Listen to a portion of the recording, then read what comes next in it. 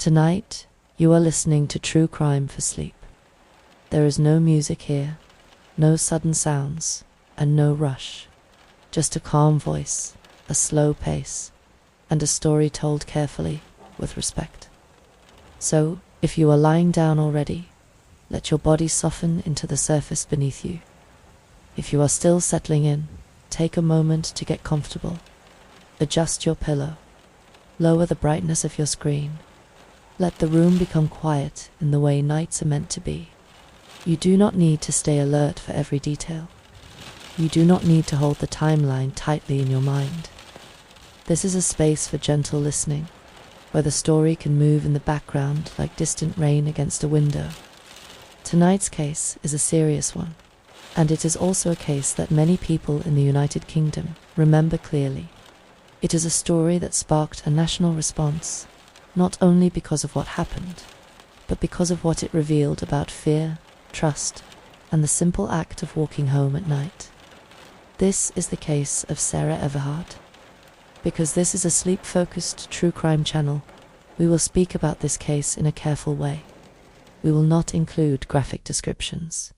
We will stay with confirmed facts, and when something is disputed or unclear, we will separate it gently, so that the story remains grounded in what can actually be proven. What happened to Sarah Everard was tragic, and it left a deep impact on many people, especially women who recognized something painfully familiar in the circumstances.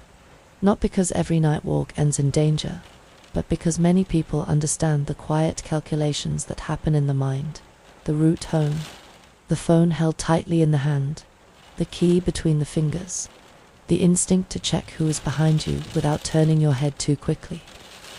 This case became more than a criminal investigation. It became a moment of national reflection.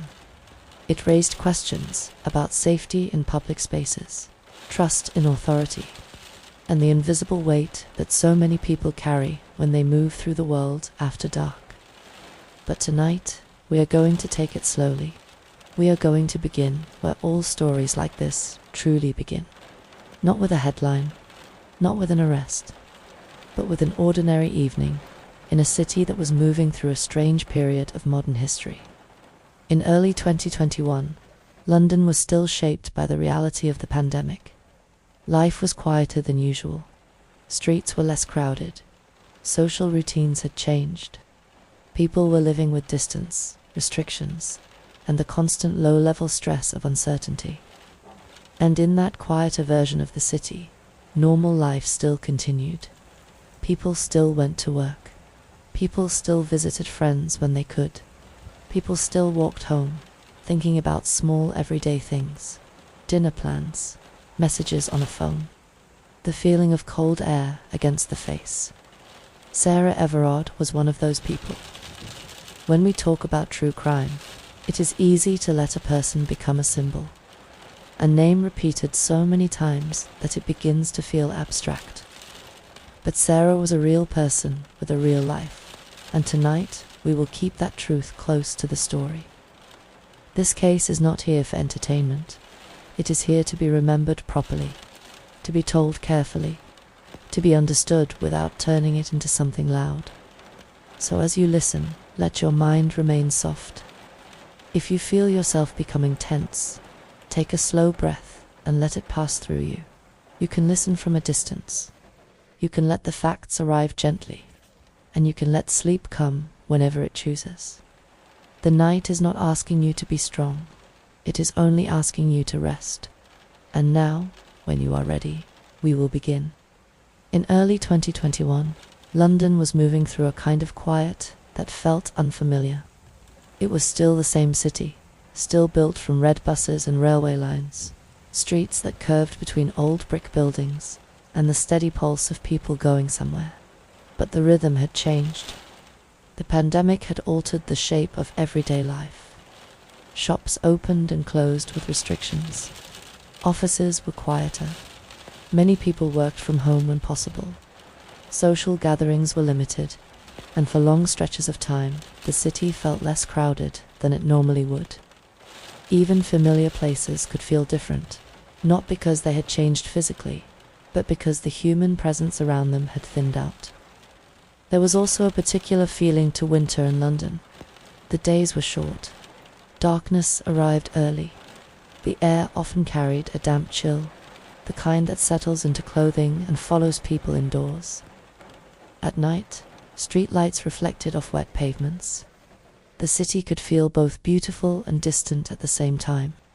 In a quieter London, sound carried differently. A train in the distance, a car passing along a road that would usually be busy, footsteps on a pavement. The small noises that normally blend into background life suddenly became more noticeable. This environment matters when we talk about the case of Sarah Everard, because it shaped the setting in a subtle but real way. London is a large, complex city, and millions of people move through it every day. But in early 2021, some streets were less populated than usual, and some journeys felt more isolated than they might have in a different year. Even in ordinary times, many people are careful when walking alone at night. They choose routes based on lighting and familiarity. They stick to busier streets when possible. They check their surroundings without thinking too much about it, because it has become a habit, almost like a quiet form of self-protection. In London, these habits are common. People learn the safest ways home not through official guidance, but through experience, through small moments that shape instinct. A street that felt too empty, a stranger walking too close, a moment of uncertainty that makes you adjust your pace and keep going. This is not paranoia, it is awareness. And in the United Kingdom, especially in big cities, many people understand that awareness as something constant and unspoken. Sarah Everard's case struck such a deep chord because it happened in a setting that felt familiar to so many. A short evening journey, a walk home, the kind of routine that people do without announcing it as important. The details of the wider city at that time also shaped the way the case was received publicly. Early 2021 was a period when the country was already carrying stress. People were tired. Many were grieving in private. Many were living with uncertainty, isolation, and a sense that life had become smaller than it used to be. In that atmosphere, news of Sarah Everard's disappearance did not arrive as just another headline. It landed heavily. It felt personal to people who had never met her, because the circumstances touched something close to their own lives. London is often described as a place where people can feel anonymous. You can live there for years and still be a stranger to your neighbors. You can pass thousands of people in a week without speaking to any of them. But there are moments when anonymity dissolves and a city becomes a community for a brief time. This was one of those moments. As Sarah Everard's name became known, people began paying attention not only because they wanted answers, but because the situation resonated with something widely felt. The fear of being alone in the wrong moment. The reality that safety is not equally distributed. The fact that for many women, a walk home at night is never simply a walk home. The streets themselves did not look frightening. Most streets never do. They look normal. They look quiet. They look like a place where nothing should happen. But that is often the nature of true crime. It unfolds in places that appear ordinary, leaving people afterwards to stare at photographs of streets and think about how normal everything looks. A residential road, a pavement lined with trees, a corner shop, a bus stop, a patch of streetlight over a stretch of road. These are not dramatic locations. They are simply the places where life happens. And early 2021 had another feature that would quietly shape this story. There was an increased focus on law enforcement and public order due to pandemic restrictions. Police presence, rules, and enforcement were part of the atmosphere in a way that many people noticed more than usual. This detail matters, not because it changes what happened, but because it shaped how people later felt about the case. Trust in public safety is a delicate thing. Most people want to believe that authority is protective, that systems are designed to keep society safe. But when a case challenges that belief, the reaction is often larger than the case itself. In London, the idea of safety is tied to everyday movement. Taking the underground, catching buses, walking through familiar neighborhoods, passing through public spaces at night. People make these journeys constantly, and most of the time they end without incident. That is the normal rhythm of the city. But when something terrible happens inside that normal rhythm, it changes how people see it. It makes the ordinary feel fragile. It makes routine feel exposed. This is part of why Sarah Everard's case became so significant. It was not only about a crime, it was about a feeling that spread through the country. A feeling that something deeply wrong had happened in the space where people are supposed to feel most safe, in the simple act of moving from one place to another. As this story continues, we will stay calm and factual. We will not rely on rumors or speculation. We will focus on what is confirmed, what is documented, and what is known through official sources. For now, it is enough to understand the setting. London in early 2021 was quieter than usual. The nights were long, the streets were often damp and dim. The city still moved forward, but in a slower, more distant way. And within that quiet city, a single ordinary journey would become the center of a case that many people still think about today. Not because it was complex in a technical sense, but because it was devastatingly familiar. Sarah Everard should never be reduced to the worst thing that happened. In stories like this, especially when they are widely reported, there is a risk that a person becomes known only through tragedy, a name connected to fear, to headlines, to the facts of a criminal case. But before the case, before the investigation, before the court proceedings, Sarah was a real individual, with a life that mattered to people who loved her. She was someone with routines, friendships, a sense of humor, and a future that was still unfolding. She was not a symbol created by the media. She was a daughter, a sister, a friend, and a person living a normal modern life in the United Kingdom. Sarah Everard was 33 years old in 2021. She worked in marketing. She lived in London, and like many people in the city, her life would have been shaped by movement. Commutes, visits, walks home, quick errands, small connections spread across the map of a busy place. People who knew Sarah described her as kind, thoughtful, and gentle. She was often spoken of in a way that suggests steadiness, the kind of person who makes others feel at ease, who listens, who offers warmth without needing attention. In a world that often feels rushed, people like that become a quiet anchor to those around them. She also had a life beyond London. Like many people living in big cities, connections to family and to earlier chapters of life remain important. Family relationships do not disappear just because someone becomes independent. They continue in phone calls, visits when possible, shared jokes, and the simple reassurance of knowing someone is there. One of the most painful aspects of cases like this is how sudden the separation can be. Life continues at a normal pace until it does not. People speak on a day that seems unremarkable, and then they realize later that those words became the last ordinary moment. Sarah's disappearance and death became a national conversation, but that public conversation often moves faster than grief. It forms opinions quickly. It searches for meaning. It creates narratives, and in doing so, it can unintentionally flatten the person into a story shape. So it matters to pause here, gently, and remember that Sarah's life was not defined by what happened. Her life was defined by the years she lived, the relationships she had, and the everyday presence she carried into the lives of others. The reason the phrase, "a life, not a headline," matters is because headlines have a kind of cold simplicity. They compress a human being into a single sentence. They take something vast and personal and turn it into a public statement. And then they move on. But family does not move on in that way. Friends do not move on in that way. The people closest to the person continue living with an empty space that cannot be filled by legal outcomes or public memory.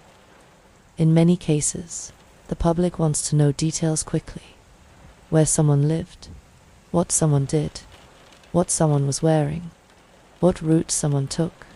These details become part of the investigative record, but they also become part of the public story, repeated until they lose their original context.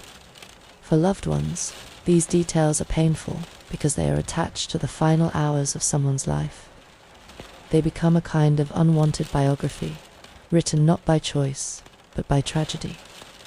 Sarah's story became a point of reflection for the country because so many people recognized the familiarity of her last known movements, not because her life was ordinary in a dismissive way, but because her life was ordinary in the way that most of our lives are, filled with simple decisions: walking home, visiting a friend, moving through the world with the expectation that home is waiting at the end.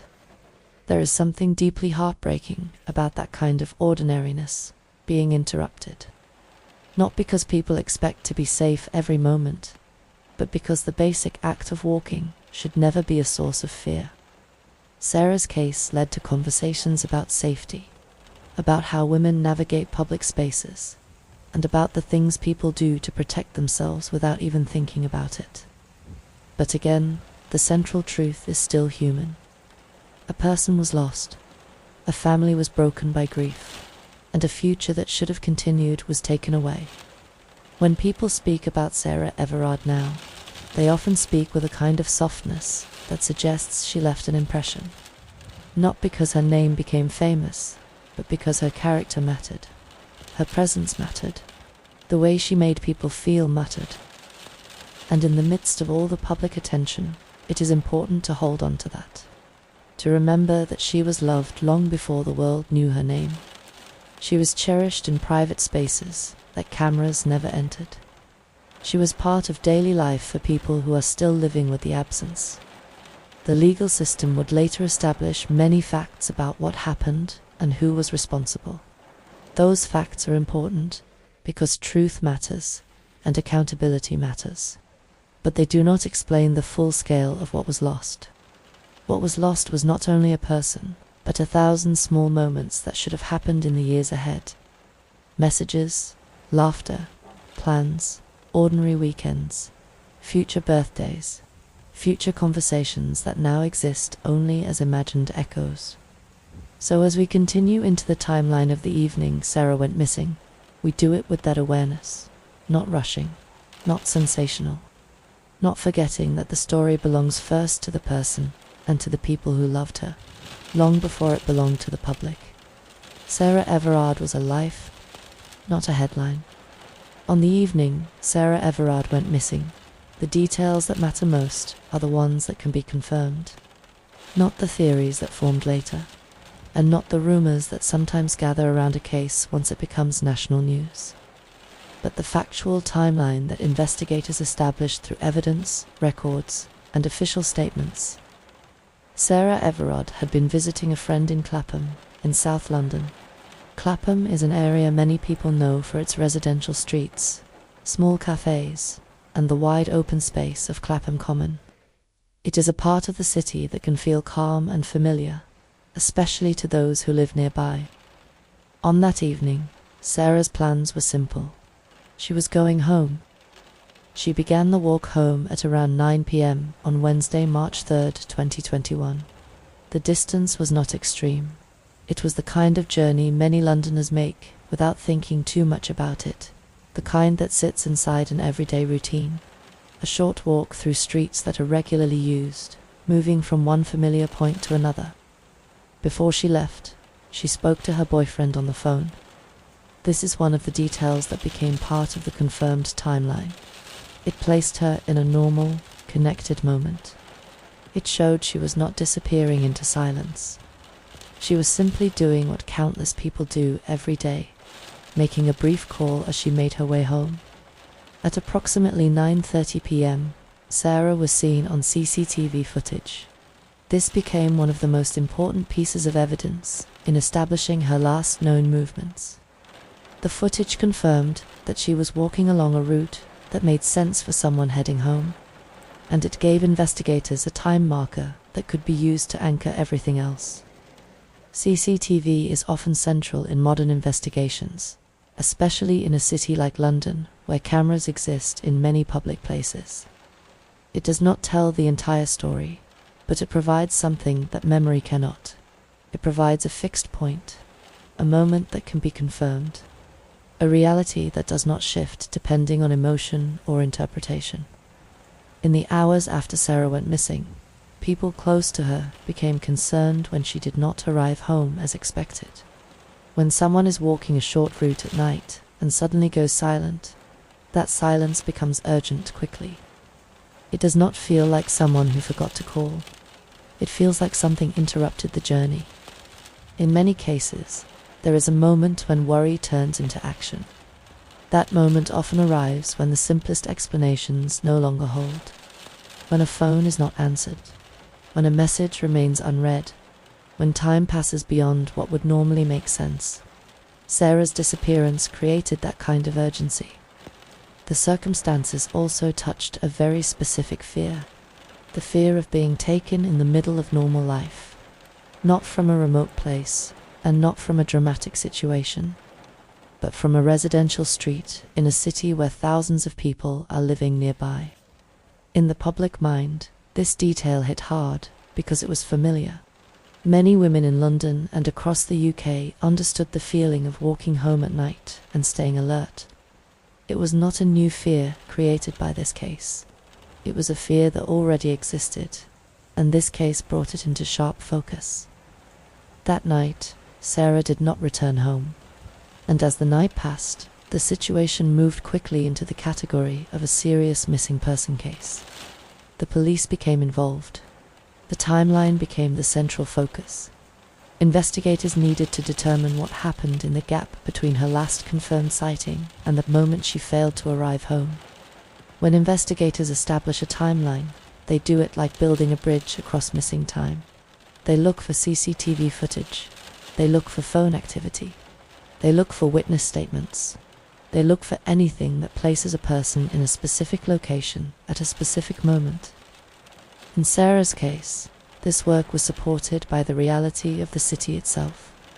London provides many points of data: cameras on streets, cameras outside buildings, traffic systems, and the digital footprint most people leave without thinking about it. Each of these can create a trace.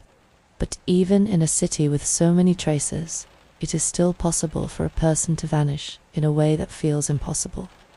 And that is what made the situation so disturbing. There is also a quiet, emotional truth in cases like this. A missing person case at night feels different than one that begins in daytime. Darkness changes the mind. It changes perception. It increases uncertainty. The possibilities feel wider and more frightening. The hours move slowly, and the waiting becomes heavier. For Sarah's family and friends, this period would have been filled with fear and disbelief. The kind of disbelief that comes when the brain refuses to accept that something serious could happen so quickly, to someone so ordinary on a route that seemed safe enough to take. As the case moved forward from that evening, police began gathering information, working through the evidence, and shaping the investigation toward a clearer understanding of what had occurred. The focus was not only on where Sarah had been, but on what might have happened on that stretch of road, and whether anyone or anything else appeared in the same time frame. This is the part of an investigation that tends to remain quiet publicly at first. Police are careful about what they release. They are cautious about details. They know that information can help, but it can also interfere. It can trigger false tips. It can create panic. It can lead people to form conclusions before evidence is complete. But even without all the details, the public reaction began to grow quickly. The case spread through social media. People shared Sarah's name. They shared her photograph. They shared the route she had taken.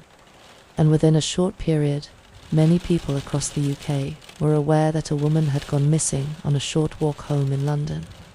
The fear that followed was not abstract, it was personal. Because for many people listening from the UK, it is easy to imagine that exact journey. Leaving a friend's home after a normal visit, walking through streets that feel familiar, calling someone as you walk, heading toward the comfort of home, and then never arriving. That is the moment at the heart of this chapter. The last stretch of an ordinary evening, shaped by routine, and then broken by an interruption that should never have happened. As we continue, we will stay with confirmed facts. We will speak carefully, and we will keep the focus on what was established through investigation and court proceedings, rather than the noise that sometimes forms around a case. Because the most important thing in a story like this is not speculation, it is truth.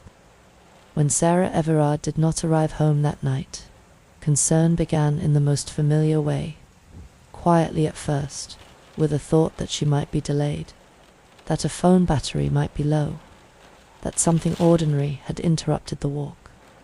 But as time continued to pass, and the silence remained, that concern deepened into something sharper. In situations like this, the mind cycles through possibilities very quickly. It tries to protect itself from fear by searching for simple explanations. But the longer someone remains unreachable, the more those explanations lose their comfort. Sarah's disappearance was especially alarming because the journey was short and straightforward. She had been expected home within a reasonable amount of time, and there was no obvious reason for her to go elsewhere without telling anyone. When a person vanishes under those circumstances, it creates an urgency that does not wait politely. Reports were made. The situation moved into the hands of police. And very quickly, the case became something more than a delayed return home. It became a missing person investigation with serious concern behind it. In London, missing person reports are handled with protocols designed to establish a timeline and collect information quickly. Officers need to know when the person was last seen, where they were going, how they were traveling, what they were wearing, what items they had with them, whether there were any known risks, whether there were any health issues or circumstances that might explain unusual behavior. This process can feel clinical, but it exists for a reason. When time is missing, details matter. The smallest confirmed fact can become the key that unlocks what happened in the space between. As the police began their work, Sarah's friends and family were doing something else in parallel. They were waiting and trying not to imagine the worst. Those two experiences, the official process and the private fear, often unfold side by side. The early hours of a missing person case are some of the hardest. The world is quiet. The phone feels too silent. Every sound in a home can feel exaggerated. A message alert can make the heart jump, even if it is not the right one. Sleep becomes difficult, not because the body is awake, but because the mind refuses to stand down. In Sarah's case, the concern was not confined to one household. It began to spread outward quickly. Friends became aware. The wider community began to pay attention. And within a short time, her name was circulating beyond her immediate circle. One reason for this rapid spread was the way people recognize vulnerability in a story like this. A woman walking home at night, a short, familiar route, a sudden disappearance. These details do not feel distant to many people in the UK. They feel like a situation that could happen to someone they know, or even to themselves. As awareness grew, people began sharing Sarah's photograph and her details online. This is a modern form of search effort that did not exist in the same way decades ago. It can bring attention quickly. It can bring tips. It can help create a wider net of awareness, especially in a city as large as London. But it can also deepen fear. Social media moves fast, often faster than confirmed information can keep up. And when a case is unfolding in real time, a lack of answers can create a space where people fill in the gaps themselves. At this point, investigators continued focusing on what could be confirmed. CCTV footage, phone data, and witness accounts. They needed to establish exactly where Sarah was last seen and what direction she was moving. They needed to understand whether her route changed at any point and whether there were any signs of interruption. In missing person investigations, the first goal is to locate the person quickly. That is always the priority. But when a person cannot be found in the first hours, and when the circumstances are concerning, the investigation begins to expand. The area around the last confirmed sighting becomes important. Streets are reviewed, footage is gathered, local knowledge is sought. Anyone who might have been in the same place at the same time becomes potentially relevant. All of this happened against the backdrop of early March. The nights were still cold, the darkness still arrived early, and the quiet streets of that period, shaped by the wider reality of the pandemic, added a sense of isolation to the setting. As the concern grew, it began to reach beyond London. People in other parts of the country began hearing Sarah's name. National attention began to build, and with national attention comes a particular kind of emotional response. It can feel like a community grieving before they even know what has happened. Because when a person disappears in a way that makes no sense, the mind reaches for the nearest emotion available. Fear, helplessness, anger, sorrow. And those emotions travel across the country quickly when a case touches something shared. In these first reports and early stages, there was still hope. There was still the belief that Sarah could be found alive, that she could return home, that the story could end with relief instead of tragedy. But the concern was real, and it was rising. And as the investigation continued into the days that followed, the work of building the timeline became more urgent. Because time does not wait. It keeps moving forward. And in missing person cases, every hour that passes without contact changes what investigators have to consider. In the quiet hours of those first days, the case was taking shape. The official response was becoming more focused. The public awareness was expanding. And the worry that began with one missing journey home was becoming a national question. Where is Sarah Everard? As the missing person investigation continued, the work began to turn toward one of the most important tools in modern policing, especially in a city like London: CCTV footage and the quiet, patient process of reconstructing a timeline. When someone disappears, the first question is always simple: where was the person last seen? But answering that question is rarely simple in practice. It requires evidence that can be trusted. It requires time markers that do not rely on memory alone. It requires an understanding of movement, minutes, and distance, and the many small ways an ordinary journey can change. In Sarah Everard's case, investigators focused on establishing her confirmed movements on the evening she vanished. The last confirmed sighting through CCTV became one of the anchors of the timeline. It placed her on foot in the Clapham area at a particular time, walking along a route that made sense for someone heading home. From there, police began collecting additional footage from cameras on streets, outside buildings, and from any other sources that could help fill the gap between that last confirmed moment and the point where Sarah stopped being traceable. This kind of work is slower than it sounds. It is not a dramatic scene where footage instantly reveals an answer. It is often hours and hours of careful review. Investigators watching frames, checking times, confirming that the clock on one camera matches another, and tracking a person from one location to the next as accurately as possible. In London, that effort can become complex because the city is filled with overlapping routes and countless possible paths. A person can turn one corner and enter an entirely different visual system. They can step out of frame and disappear into a street with no camera coverage. They can pass into places where footage is blocked or unclear. And in the dark, with rain or glare, even the best technology can have limitations. But in this case, the timeline work did not remain uncertain for long.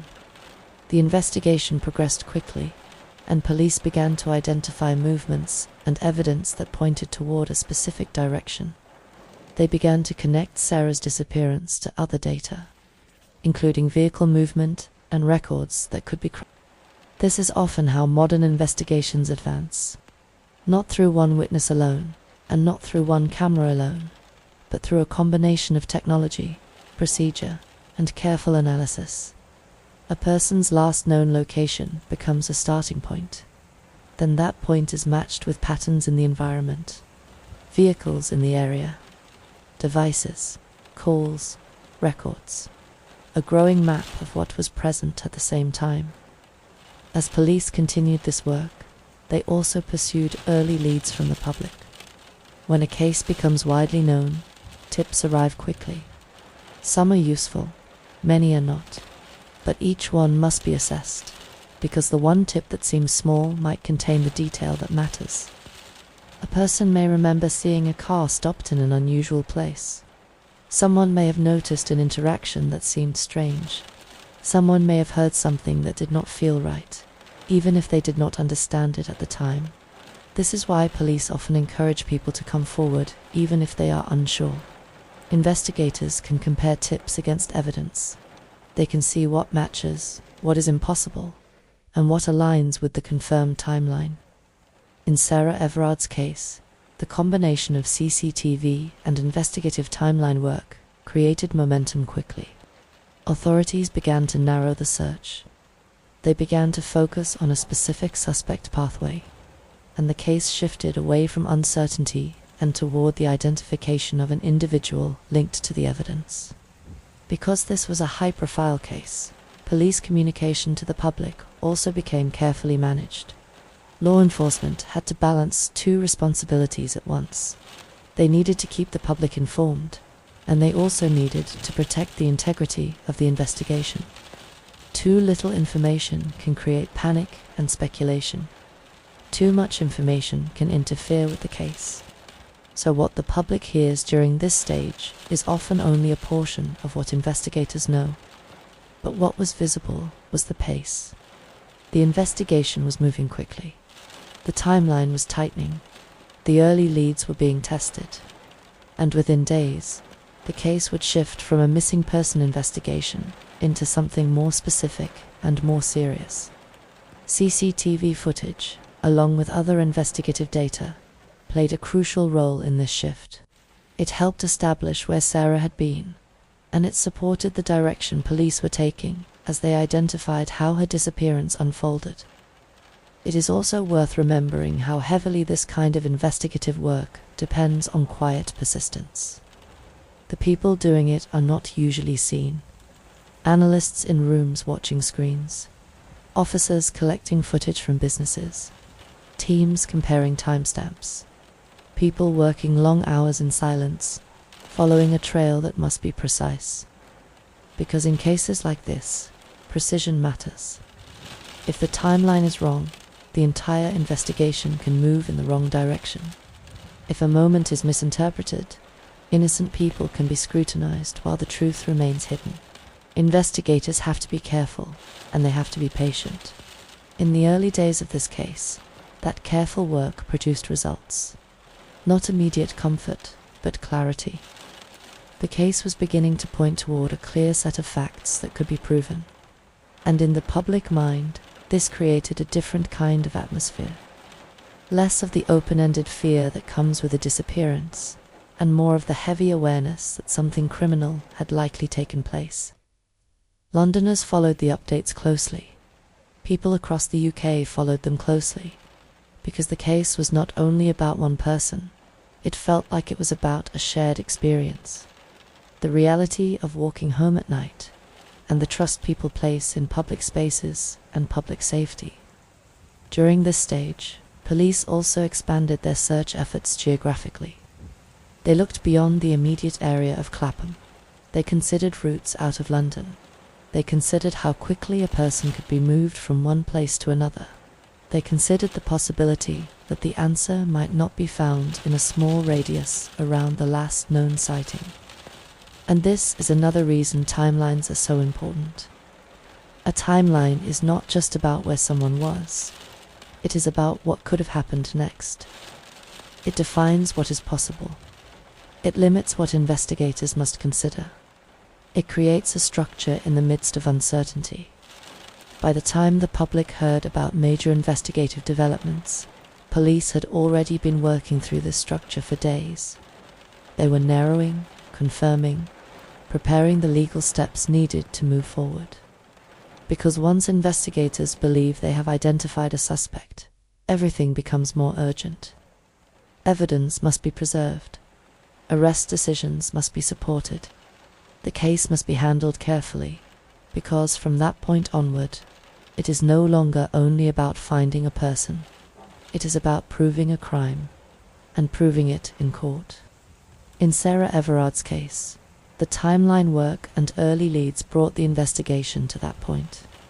It moved from fear and uncertainty into a direction that was more defined, a direction that would soon become public through official announcements, and that would lead to an arrest that shocked the country for reasons deeper than the crime itself.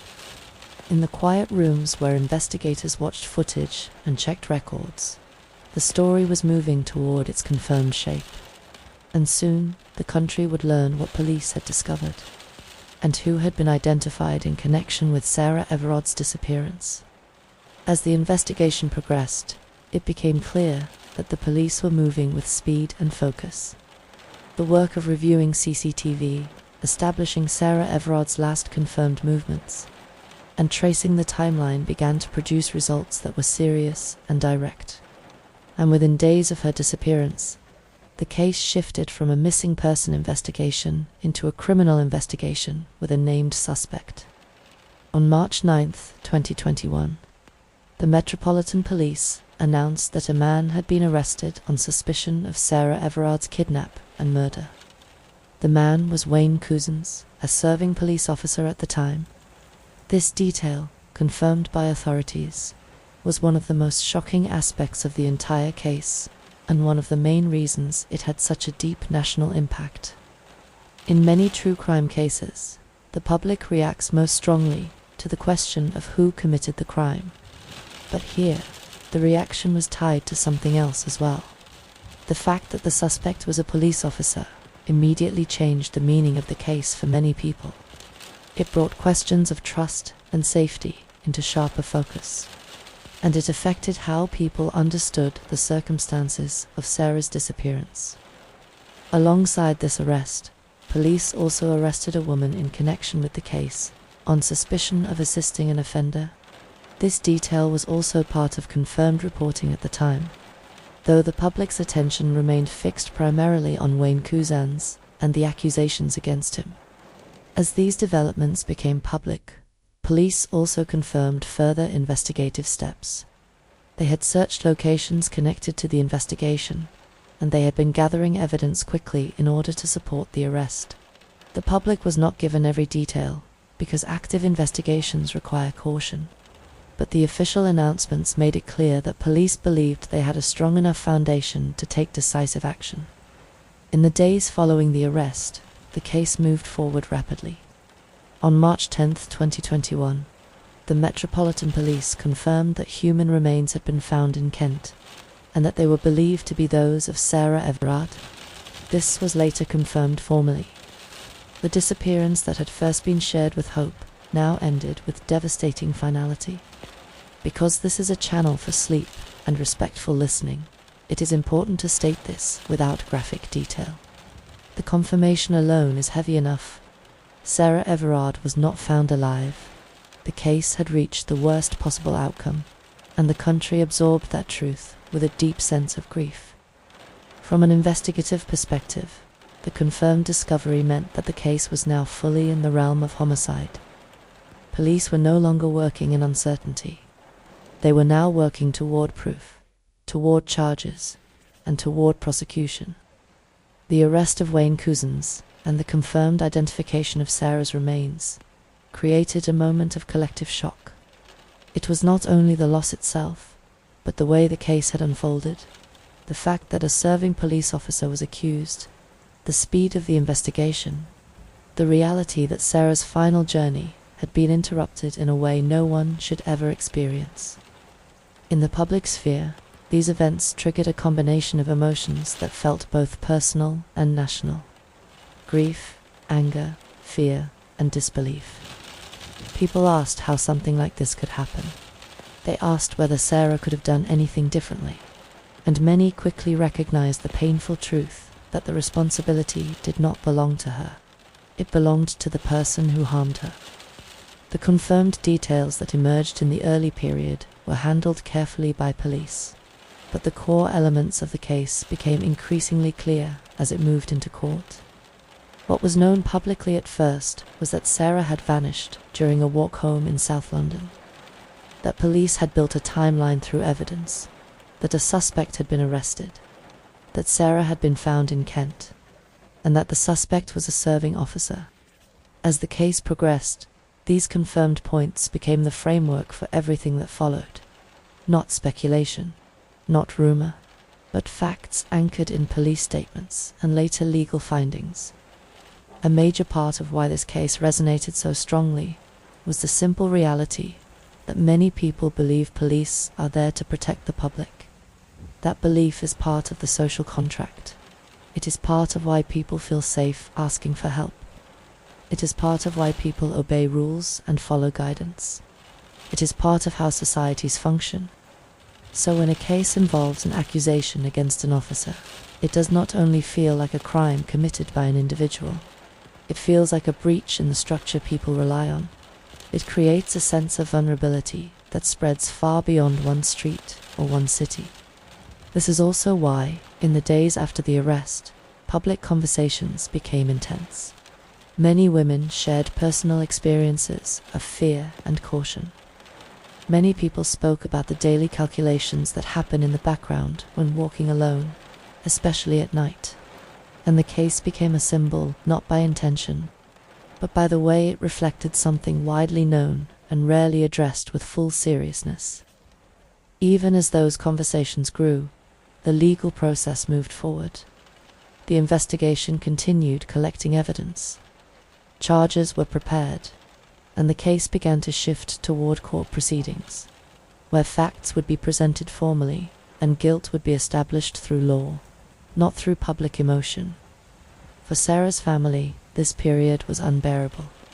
The shock of the disappearance became confirmation of loss.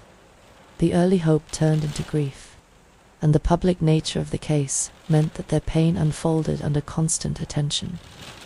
It is difficult to imagine what it is like to lose someone while the world watches. To have news updates repeating a loved one's name while you are still trying to understand the reality of it. To have strangers speak with sympathy while your own mind cannot yet accept what has happened. And yet, that was the reality of this case. It was personal tragedy and public event at the same time. As the investigation moved into court proceedings, the story became less about searching and more about accountability. The question was no longer, where is Sarah? It was now about what was established, what would be proven, and what consequences would follow. In the quiet language of law, the case would take on a formal shape, one that would confirm the facts, establish guilt, and deliver sentencing. But behind that legal structure, the human truth remained unchanged. A woman left a friend's home in South London. A woman walked into the night, and the walk never ended the way it should have. That is the heart of what happened. And everything that follows, the courts, the verdict, the national reflection, all of it sits around that central loss. As the case moved from investigation into the formal legal system, the tone of public discussion began to shift. The early days had been filled with fear and uncertainty, with questions spreading through London and beyond, and with a search that many people hoped would end safely. But once arrests were made and the outcome was confirmed, the country entered a different phase of attention. This was no longer a search story. It was now a court story. Court proceedings can feel slow from the outside, because the legal system is designed to be careful. It moves through formal steps. Charges are filed. Evidence is prepared. Hearings take place. Legal arguments are made. and each stage follows rules that exist to protect both the integrity of the process and the rights of everyone involved. In a case as serious and as widely watched as this one, those procedures became especially important. The public wanted answers quickly, but the court system is not built for speed. It is built for proof. Wayne Couzens, a serving police officer at the time of Sarah Everard's disappearance, was brought before the court as the case progressed. The allegations against him were among the most shocking aspects of the entire story, and the legal process carried an additional weight because of the position he held. When a case involves a police officer, there is often heightened scrutiny. The actions of the individual are examined, and at the same time, the systems around that individual are questioned. The public looks not only at the crime, but at how the person was able to commit it, whether there were warning signs, whether procedures failed, whether accountability will be complete. But inside the courtroom, the focus remains specific. It is about the evidence. It is about legal responsibility. It is about what can be established beyond dispute. As proceedings continued, the case moved toward a point of major legal significance. Wayne Couzens entered a guilty plea. He pleaded guilty to the kidnap and murder of Sarah Everard. A guilty plea is a moment that changes the shape of a case. In many trials, the legal system has to spend weeks or months presenting evidence and arguments to persuade a jury. But when a defendant pleads guilty, that part of the process is no longer required. The court no longer needs to determine whether the person committed the crime that has been admitted under law. This matters because it removes one layer of uncertainty. It confirms, in official legal terms, who was responsible. It also means the case moves more directly towards sentencing, where punishment is determined and formal statements are made about the seriousness of the crime. For Sarah's family, and for the public, the guilty plea brought a certain kind of clarity. It was not relief, because nothing about this story offers true relief, but it was an end to one of the most painful questions. It confirmed responsibility without forcing the family through a long contested trial, where details would be argued in public. Even so, a guilty plea does not erase the weight of what happened. It does not soften loss. It does not return time. It simply defines, legally and formally, that the crime occurred and that the person charged accepted guilt. The guilty plea also allowed the court to state the facts as they were established, rather than leaving room for debate. In major criminal cases, especially ones that become national moments, public discussion can become filled with speculation. People try to fill the gaps with imagination. They search for extra explanations. They ask endless questions about motive and method. But a court case does not operate on imagination. It operates on established facts. And in this case, the legal proceedings confirmed the core truth that Sarah Everard was kidnapped and murdered, and that Wayne Couzens committed those crimes. Because we are keeping this documentary calm and suitable for sleep, we will not describe the violence or the graphic realities involved. We do not need to. The gravity is clear without it. The seriousness of the crime was recognized fully by the court, and that recognition would later be reflected in sentencing. The guilty plea also carried broader meaning because of who Wayne Couzens was. He was not a stranger acting outside society's structures. He was part of an institution that is meant to protect the public. That is why this case struck such a nerve. A guilty plea in this context did not only confirm guilt, it confirmed betrayal. It confirmed that a position associated with safety had been used in a way that caused harm. And this understanding became central to the national reaction that followed. When the legal process confirms guilt, it often becomes the moment when the country stops asking what happened and starts asking how it was possible. How someone in that position could commit such a crime. How warning signs might have been missed. How systems might need to change so that the same kind of harm cannot happen again. These questions fall outside the courtroom's main purpose, but they become part of the national conversation and they often lead to inquiries, reviews, and public debate. In the months that followed Sarah Everard's death, the UK saw intense reflection on women's safety. People shared their experiences. People spoke about fear on the streets. People spoke about the routines of caution that many women build into daily life. Walking on lit roads, calling someone while walking, pretending to be on the phone, crossing the street when footsteps feel too close. These are not dramatic actions. They are quiet habits. And for many people, the case of Sarah Everard made those habits visible to the wider public. The guilty plea also meant there would not be a trial where all evidence would be tested in front of a jury. That can be a complex thing.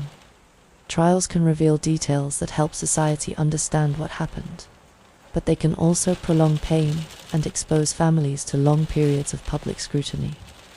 In this case, the guilty plea spared the family from certain parts of that ordeal, but the case remained public, and the sentencing phase would still be a significant moment, because it would formalize the court's response and provide official statements about the crime.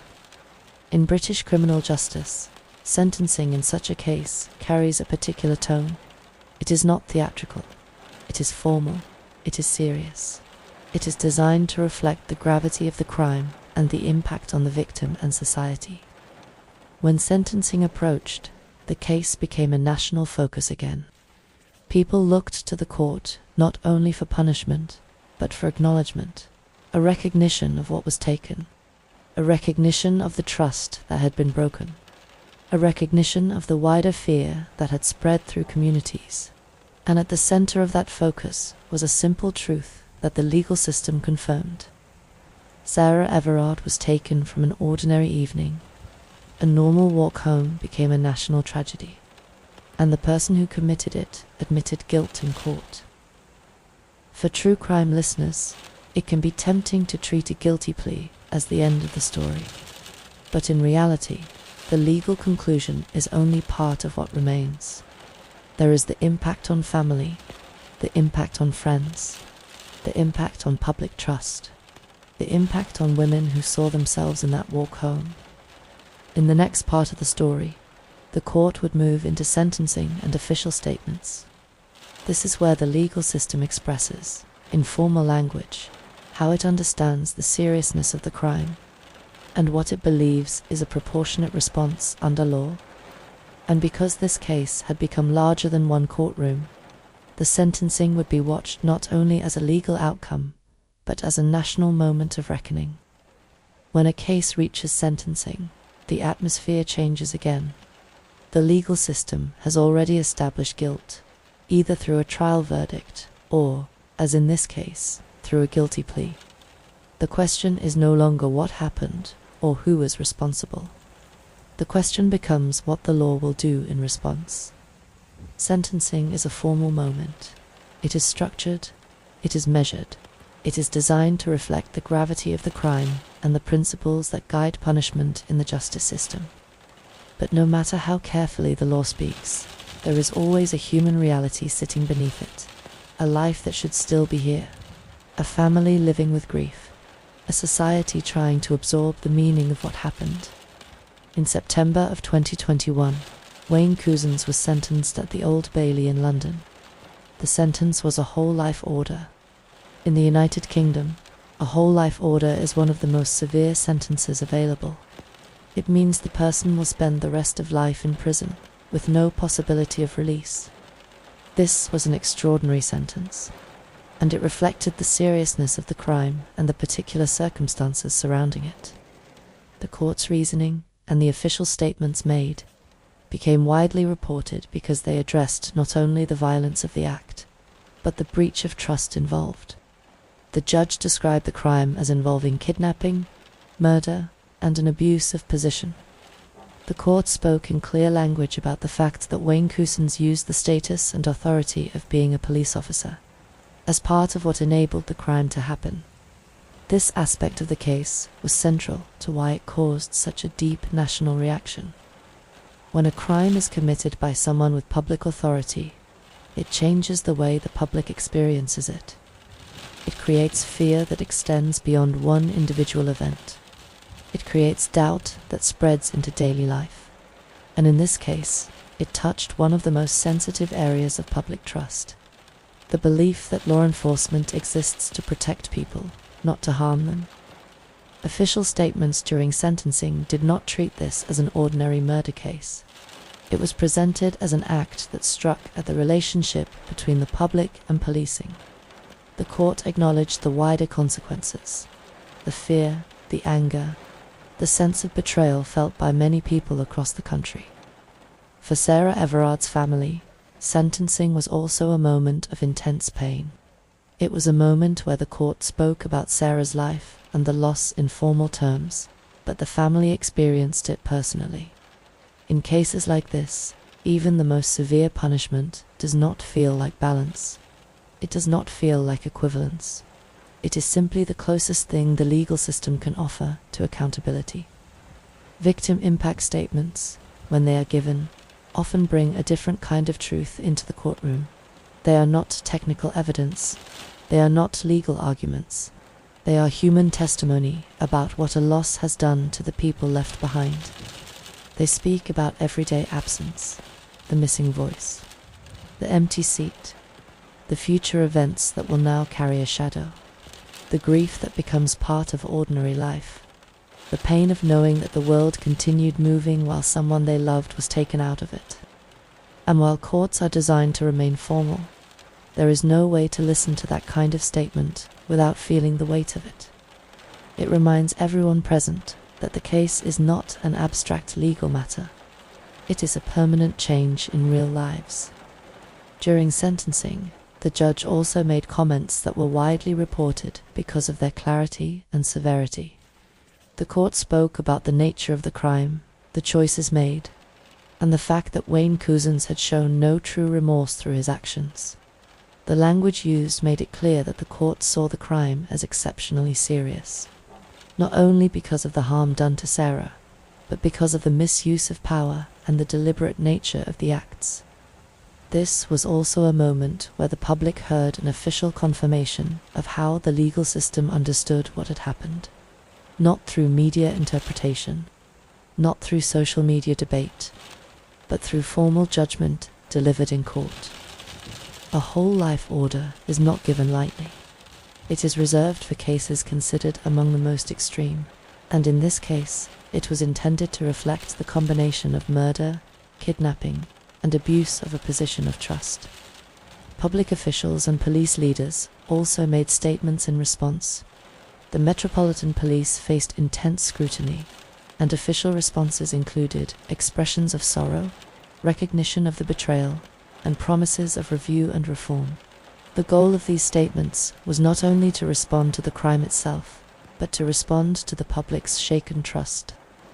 In the days after sentencing, the case continued to influence national discussion.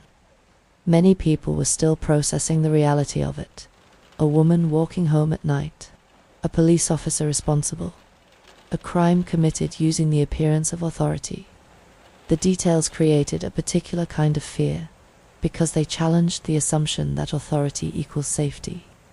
It also led to a wider conversation about women's safety in public spaces. While that conversation had already been present for decades, Sarah Everard's case acted like a spark in dry grass. It made the conversation louder, it made it more urgent, and it brought it into the center of public life in a way that was difficult to ignore. At the same time, it is important to remember that official statements, no matter how strong, are not the same as change. The public's grief and anger were not only about punishment, they were about prevention, about trust, about whether the system could protect people in the future. Sentencing can create a legal conclusion, but it does not automatically heal the social wound left behind. In cases like this, the wound remains because the fear remains. And when fear enters everyday life, it can take a long time to fade. For Sarah Everard's family, the sentence meant that Wayne Couzens would never be free again. That was the court's strongest possible response. But even that reality does not remove the deeper pain. It does not restore a life. It does not bring back the future Sarah should have had. What it can do sometimes is provide a line of certainty, a knowledge that the person who committed the crime cannot harm others in the same way, a knowledge that the law recognized the full seriousness of what happened, a knowledge that Sarah's life was honored in the only way the court can honor it, by treating her loss as something that demanded the highest level of accountability. In the quiet aftermath of sentencing, the story remained heavy. It was not the kind of case that fades into the background. It remained present in conversation because it felt like a turning point, not only in true crime, but in national awareness.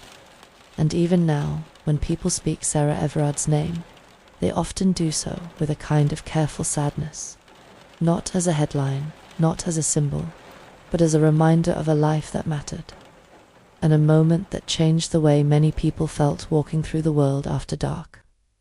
Sentencing provided the legal conclusion, but for the public and for the family, the meaning of the case continued. It continued as grief, it continued as reflection, and it continued as a demand, spoken quietly or loudly, that safety should never be something someone has to negotiate for on the way home. After the arrest, after the confirmation of what had happened, and after the sentencing, the case of Sarah Everard did not settle quietly into the background the way some cases do. It stayed present in public conversation, not because people were seeking drama, but because the story touched a shared nerve across the United Kingdom. This was not only grief for a stranger, it was recognition. Many people, especially women, recognized the setting, the short walk home, the familiar streets, the quiet routine of leaving someone's house in the evening and expecting to arrive safely.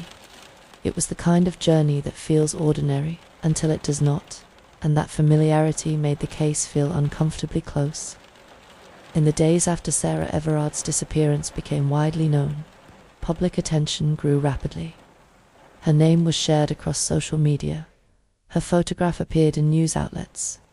Messages spread asking for information, urging people to stay alert, and encouraging anyone with relevant details to come forward.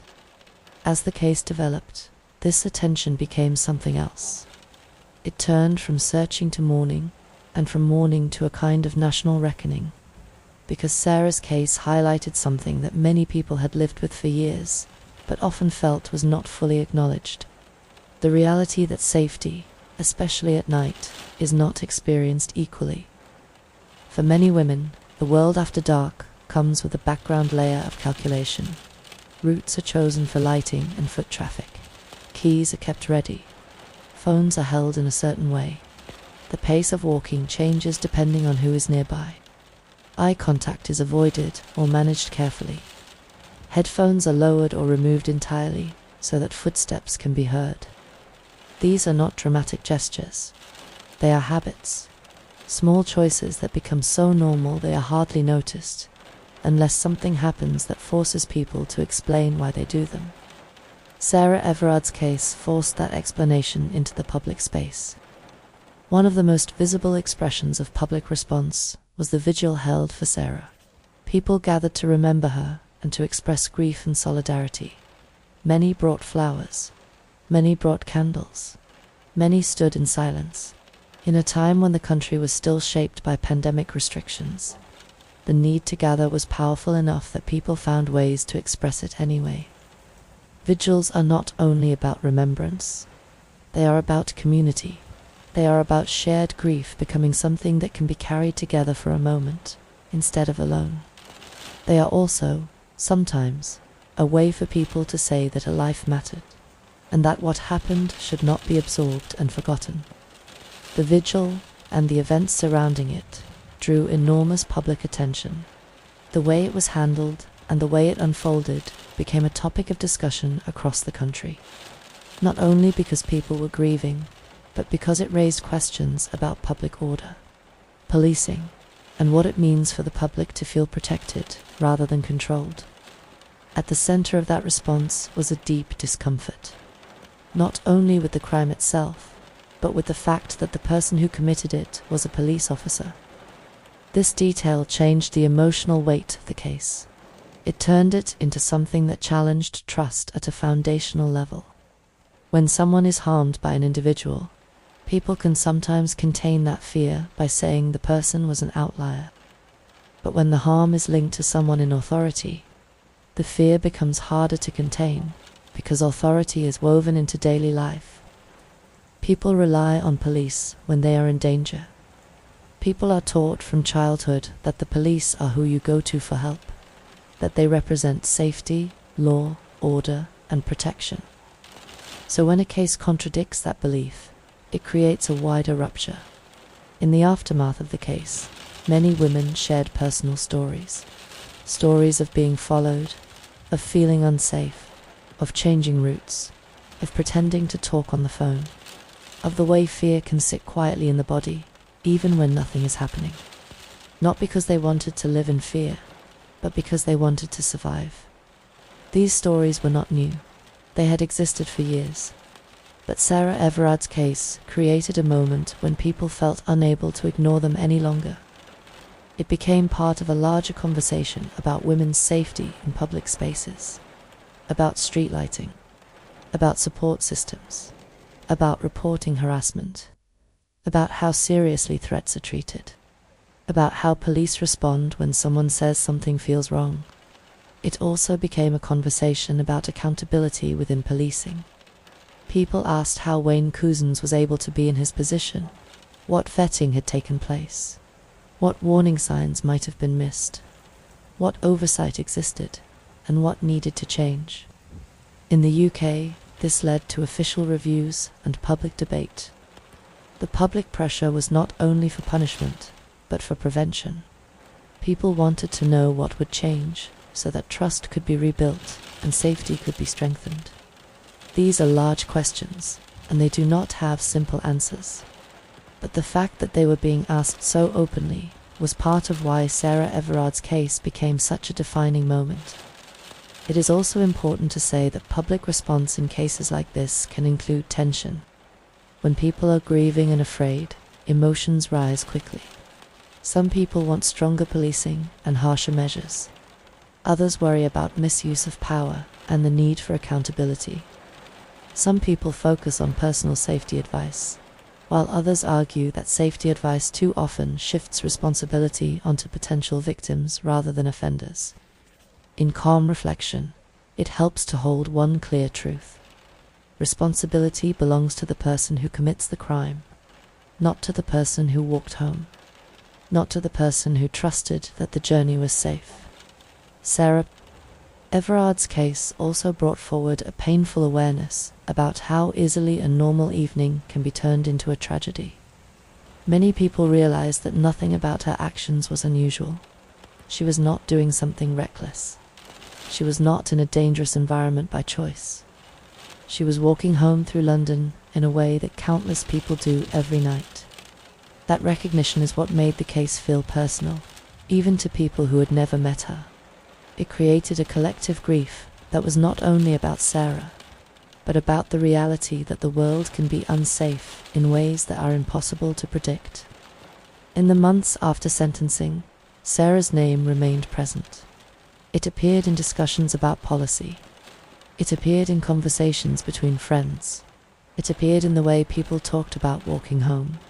It appeared in the questions people asked their loved ones after dark. Are you home yet? Let me know when you get in. Call me when you are walking. Those phrases have always existed, but after this case, many people spoke them with a deeper seriousness, as if the words themselves could build a small shield against the world. The national reflection that followed Sarah Everard's murder was not a single moment. It was a long wave. It rose through grief, through anger, through public conversation, and through quiet behavioral change. People thought more about safety.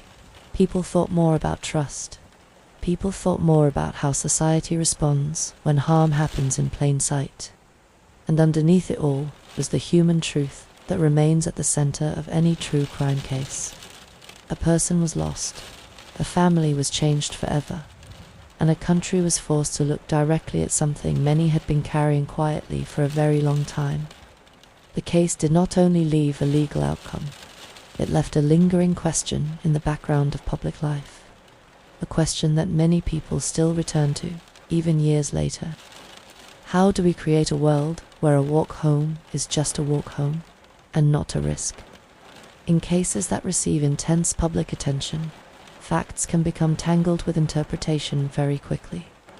People hear a headline, then hear a comment, then see a social media post, and within days the story can feel larger than what the evidence actually supports.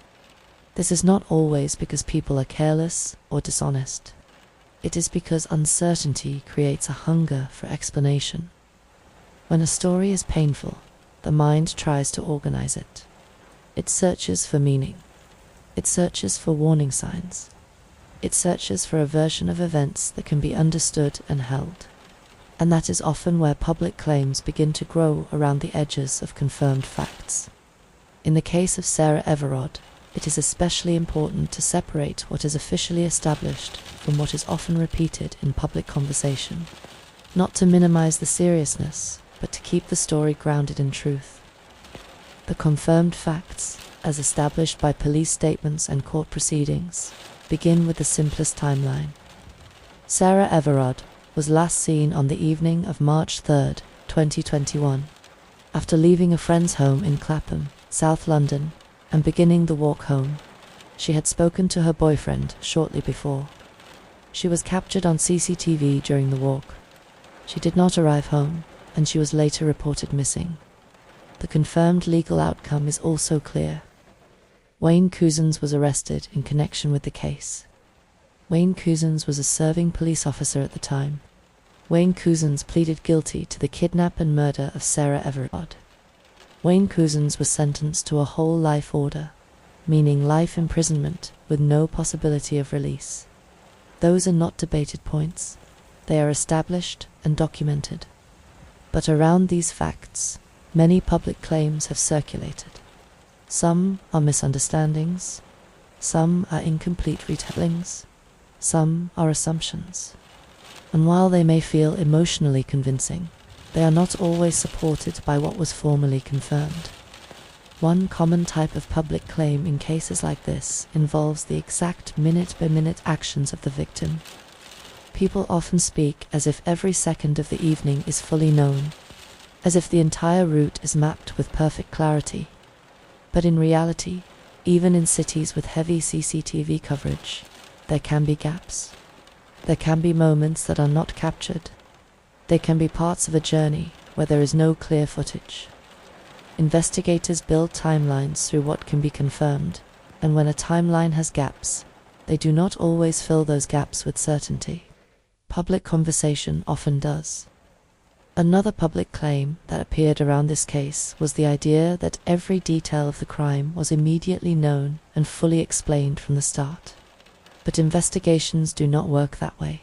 Even when police move quickly and arrests are made, the full details are often established through further evidence gathering and, ultimately, through court proceedings. That is why we treat official legal outcomes as the strongest source of truth. Court proceedings require evidence. They require admissions. They require formal accountability. They are not based on anonymous speculation. There were also public claims and widespread discussions about exactly how Wayne Couzens approached Sarah and how the crime unfolded. Because the case involved a police officer, many people assumed certain methods, particularly involving authority and compliance. The court did establish that there was an abusive position, and that point was reflected in official statements and sentencing reasoning. But it is still important to avoid repeating imagined specifics as though they are confirmed.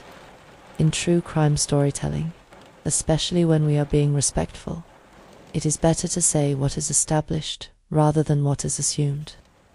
It is also common for the public to search for broader conspiracies in high-profile cases. People sometimes suggest that there must have been multiple people involved, or that important evidence was hidden. In this case, the confirmed legal outcome centered on Wayne Couzens, and the court's conclusions were built around his actions and his guilt. while there was an arrest of another individual early in the investigation on suspicion of assisting an offender. The central responsibility for the crime, as confirmed through guilty plea and sentencing, rested with Wayne Cousin. Another area where public claims can grow is in the idea that a person could have prevented the crime by making different choices. People ask whether Sarah should have taken a taxi, whether she should have stayed longer, whether she should have called someone, whether she should have done something differently. These questions often come from fear, because people want to believe they can control risk. But it is important to say clearly that this kind of thinking can be misleading. Sarah was walking home. That is not a reckless act. The responsibility lies with the offender, not with the victim. Prevention is a societal responsibility, not a burden that should be placed on a person simply trying to get home. Public claims also spread quickly around policing and policy, sometimes blending confirmed findings with broader anger and frustration. Some of the discussion was based on real institutional questions, such as how the police vet officers, how complaints are handled, and what oversight exists. These are serious conversations, and they matter. But in terms of strict case facts, the confirmed outcome remained the same. Sarah Everard was kidnapped and murdered. Wayne Cousins pleaded guilty. Wayne Cousins received a whole life order. These points are firm. Keeping facts separated from public claims does not make a story less meaningful. It makes it more responsible. It ensures the story does not become distorted by repetition. It ensures that a tragedy is not used as a canvas for rumor. And in a case like this, responsibility in storytelling matters. Because when we repeat speculation as fact, we do not only risk being inaccurate, we risk shaping public understanding in ways that are unfair and sometimes harmful. And we risk turning a real person's life into a symbol that can be pulled in any direction, instead of honoring the reality of what happened. So tonight, the takeaway is simple. The confirmed facts are enough. They are heavy. They are clear. They do not need to be exaggerated. They do not need to be expanded beyond what is known. Sarah Everard was a real person, taken in an act of criminal violence. Her loss became a national moment because it touched a shared fear and a shared demand for safety. The legal system established guilt and delivered the highest level of punishment available. And in the quiet space that remains after the news fades, truth is what we hold, not rumor, not assumption, just what can be confirmed. There are some true crime stories that feel distant, like they happened in another world, under circumstances most people will never encounter. And then there are stories that feel close, not because they are common, but because they take place inside something ordinary. A walk home, a quiet street, a familiar city. The case of Sarah Everard sits in that second category. It became a national moment not only because of the crime itself, but because so many people recognized the setting, the routine, and the vulnerability of being alone for a short stretch of time. When a case feels close to ordinary life, the reflection that follows often goes beyond the courtroom. The law can provide guilt, punishment, and conclusion, but it cannot remove the lingering feeling that something in the world has been revealed, a truth that was always present for some people, and suddenly became visible to everyone. One of the words most often associated with this case is safety. The idea of it, the hope of it, and the ways it can disappear without warning. Safety is not always a dramatic thing. Often, it is invisible. It is the quiet confidence of going about your life without constantly watching your surroundings. It is the ability to move from one place to another without planning for danger.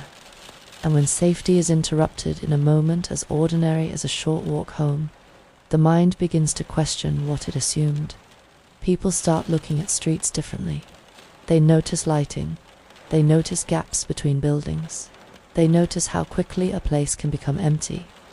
They notice how the night feels when there are fewer voices around, when the world is quieter, when footsteps echo more clearly. But there is another side to this reflection. one that is important to hold gently. The goal is not to live in fear. The goal is not to treat every street as a threat.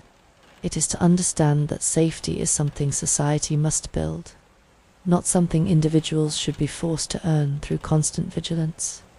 This case also brought trust into the center of public attention. Trust is one of the foundations of everyday life. It is what allows us to ask for help when we need it. It is what allows us to assume that authority exists for protection. It is what allows strangers to share public space without treating every encounter as danger. When that trust is broken, it can leave a mark that is difficult to describe. It does not always show up as panic or anger. Sometimes it shows up as a quiet tightening in the body, a hesitation before stepping outside, a second thought before approaching someone, a new instinct to keep distance, even when it feels unfair to the world. Sarah Everard's case became deeply painful for many people because it did not only reveal danger, it revealed betrayal. It showed that what people are taught to trust can sometimes be misused, and that reality can be difficult to reconcile. At the same time, it is also important to remember that systems are made of individuals. Most people working in public service do so to protect, not to harm. But one severe failure can still reshape public feeling. It can make people question what was once automatic. This is the quiet complexity that follows a case like this. People want to live normally. They want to walk home without thinking. They want to believe the world is safe enough. And yet, they also want to be realistic. Reflection exists in that space between hope and awareness. There is also something else this case brought to the surface. The way so many women navigate the world with a kind of quiet preparation, not because they want to, not because it feels fair, but because experience teaches them what to watch for. Sarah Everard's story became a moment when people listened more closely to those experiences, when habits that were once invisible were suddenly spoken out loud, when the country heard, in plain language, that many women plan safety the way others plan convenience. And perhaps the most heartbreaking part is that these habits do not guarantee protection. They are not a shield. They are simply a way of moving through the world with as much care as possible, which is why the responsibility remains where it belongs, on the person who commits the crime and on the systems that must prevent it. In the quiet of night, reflection can feel heavier. The mind tends to hold on to serious stories more strongly when everything else becomes still. That is why, on a channel like this, it is important to let the story settle gently, not to erase the seriousness, but to release the tension it can create inside the body. So if you are listening tonight and you feel that heaviness, you can soften your grip on it. You can remind yourself that you are here, in this moment, safe where you are. The story is being held at a distance. It does not need to follow you into sleep. You can also allow yourself to feel what is natural: sadness, anger, quiet grief, or even numbness. None of these reactions are wrong. They are simply ways the mind responds to something it cannot fully accept. But if you want to rest, you can let those reactions pass through you, like clouds passing across a dark sky. Slowly, without force. The case of Sarah Everard leaves behind a truth that many people wish did not exist. That safety is not always guaranteed. That trust can be broken. That ordinary life can be interrupted. And yet, there is also another truth that can sit beside it. That public reflection matters. That accountability matters. That remembering a person properly matters. That society can change when it is forced to face what it has ignored. This does not undo the loss, but it can shape the world that remains. So as we approach the end of this episode, we do it with quiet respect for Sarah, for those who loved her, for those who saw their own fears reflected in her story, and for the hope that the world can become safer, not through fear, but through responsibility and change. Now, in the calm of night, you can begin to let the story fade. You do not need to carry it any further. You can return to your breathing, to the stillness of the room, to the softness of sleep waiting patiently at the edge of your attention. As the night grows quieter around you, it is a good moment to let the story settle gently into the background. Not as something you must hold tightly, and not as something you need to keep turning over in your mind, just as something you listened to carefully and respectfully before allowing yourself to rest. True crime can be heavy, even when it is told calmly. It carries real loss, real fear, and the truth that life does not always follow the shape we expect. That is why, at the end of a case like this, it matters to come back to stillness, to return to your own space, your own breath, your own safety in this moment. Sarah Everard's story became known across the United Kingdom because it touched something real. It was not only the facts of the case, and not only the legal outcome, but the feeling it left behind. A feeling that many people recognized immediately, even if they had never spoken it aloud before. But as you lie here tonight, you do not need to carry that feeling any further than this. You can acknowledge it, and then let it go. If your mind is still alert, gently remind yourself that there is nothing you need to solve right now. The outcome is known, the legal process concluded with guilt admitted, with sentencing delivered, and with official recognition of what happened. The story has reached its ending, and you can reach yours too. A quiet ending, a soft landing, a slow drifting away from thought. Sometimes, when we listen to serious stories at night, the mind wants to protect itself by staying awake. It listens closely, as if attention could prevent pain. But attention cannot change what happened. It can only witness it. And tonight, you have witnessed it with care. Now it is safe to rest. If you want to, take a slow breath in through your nose, and let it out gently through your mouth. Allow your shoulders to drop again. Allow your hands to loosen. Allow your face to soften. Notice how the room feels when you stop trying to hold it all together. There is no performance here. No expectation. No need to be strong. Just quiet. In the distance, the world continues. Somewhere, there are streetlights reflecting on pavement. Somewhere, trains move through tunnels. Somewhere, people are still awake, living through their own nights. But here, in this moment, you are allowed to be still. You are allowed to stop thinking about the outside world. You are allowed to let your thoughts become slower, more spacious, less urgent. If the story has left you with a heaviness, let that heaviness lie down beside you instead of inside you. You do not have to carry it in your chest. You do not have to carry it in your stomach. You can place it down, gently, as if setting a book on a table and walking away. And if you feel sadness, you can let it exist without fighting it. Sadness does not mean you are overwhelmed.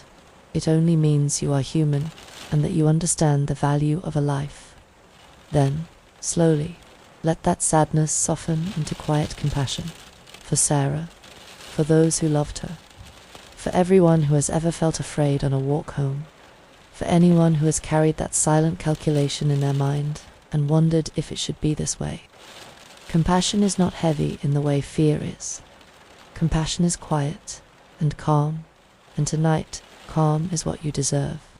So let your breathing slow. Let the next breath come naturally. Let the exhale last a little longer, as if your body already knows that the night is safe enough to sleep. If your eyes are open, you can let them close. If they are already closed, you can stop trying to see anything at all. The darkness does not need to be filled. It can simply be there, soft and empty, like a quiet ocean at night. Your thoughts can come and go without being held. A memory and then nothing. A word and then silence. A feeling and then space. The story is over now, and you do not need to follow it any further. Thank you for spending this time with me tonight. Thank you for listening with patience and respect. And thank you for allowing the night to move at its natural pace without rushing it. Wherever you are, I hope you feel safe. I hope you feel warm. I hope your mind becomes quieter with each passing minute. And as the world outside continues its distant motion, you can drift gently into sleep, knowing there is nothing you need to do now except rest. Good night.